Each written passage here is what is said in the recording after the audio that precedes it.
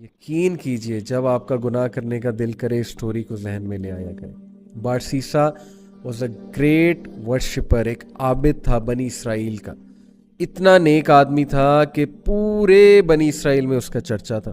तो हुआ ये कि 3 भाई थे, उनकी इकलौती बहन थी। वो आई गेस जिहाद के लिए जा रहे थे या किसी काम के लिए जा रहे थे। I think there was a battle going on, so they were going for the holy war. और जाने से पहले उन्होंने जो अपनी बहन की जिम्मेदारी सौंपी वो बारसीसा को सौंपी।